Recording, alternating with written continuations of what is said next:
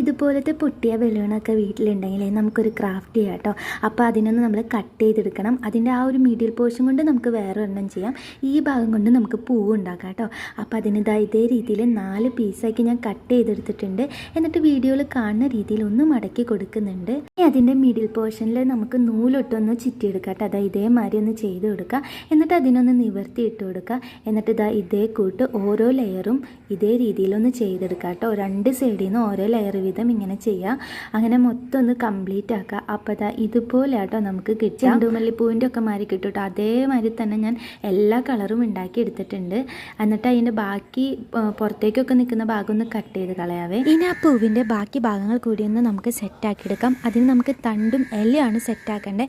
ഇതേ രീതിയിൽ ഒന്ന് പേപ്പർ മടക്കി കൊടുത്ത് പശ വെച്ചൊട്ടിക്കുക. പിന്നെ ഇലകളും കൂടി നമുക്ക് വേണം കേട്ടോ. അതിന് ഇതേ രീതിയിൽ ഒരു വലുതാക്കിയ ഇലയും പിന്നെ അതിനേലും ചെറിയൊരു ഇലയും കൂടി നമുക്ക് വേണം. ഇനി ഈ ഇലയുടെ ഓരോ ഭാഗവും നമുക്ക് ഇതേ രീതിയിലൊന്ന് മടക്കി കൊടുത്തേക്കാം. ഇതേ രീതിയിൽ 2 എണ്ണം ഉണ്ടാക്കി എടുത്തിട്ടുണ്ട്.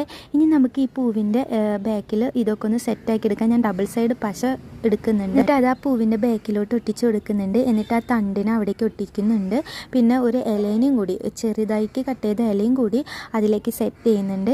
പിന്നെ നമ്മുടെ ആ ഒരു തണ്ടുമ വരുന്ന ഇല ഞാൻ പശ വെച്ചിട്ടാണ് ഒട്ടിച്ചു കൊടുത്തിരിക്കുന്നത്. അപ്പോൾ നമുക്ക് ഈ രീതിയിലാണ് നമ്മുടെ പൂവ് കിട്ടുന്നത്. ഇതേമാതിരി തന്നെ ബാക്കി കളേഴ്സ് ഞാൻ ചെയ്തെടുത്തിട്ടുണ്ട് കേട്ടോ. ഇനി ആ മിഡിൽ പോർഷൻ കൊണ്ട് നമ്മൾ എന്താ ചെയ്യണമെന്നും കൂടി കാണാവേ. ഇതിൻ്റെ ഏറ്റവും അറ്റത്തൊക്കെ ഉണ്ടല്ലോ സെല്ലോ ടേപ്പ് വെച്ചിട്ട് ഒന്ന് ഒട്ടിച്ച് കൊടുക്കുന്നുണ്ട് കേട്ടോ. എന്നിട്ട് അതിലേക്ക് ഞാൻ പഞ്ഞി നിറയ്ക്കുന്നുണ്ട്. സെല്ലോ ടേപ്പ് ഒട്ടിക്കാതെ കുറച്ച് ഭാഗം ഞാൻ ഓപ്പൺ ആക്കി വെക്കുന്നുണ്ട് കേട്ടോ. അതിൽ കൂടെ പഞ്ഞി നിറയ്ക്കാൻ വേണ്ടിയിട്ടാണ്. ആ പഞ്ഞി നിറച്ചതിന് ശേഷം ആ ഭാഗം കൂടി ഒന്ന് ക്ലോസ് ചെയ്യുന്നുണ്ട്.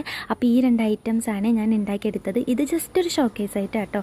അപ്പോൾ വീഡിയോ ഇഷ്ടപ്പെട്ടു എന്നുണ്ടെങ്കിൽ ഒന്ന് സബ്സ്ക്രൈബ് ചെയ്ത് സപ്പോർട്ട് ചെയ്യാൻ മറക്കരുത്. ലൈക്കും ഷെയറും കൂടി ഒന്ന് ചെയ്തേക്കണം കേട്ടോ.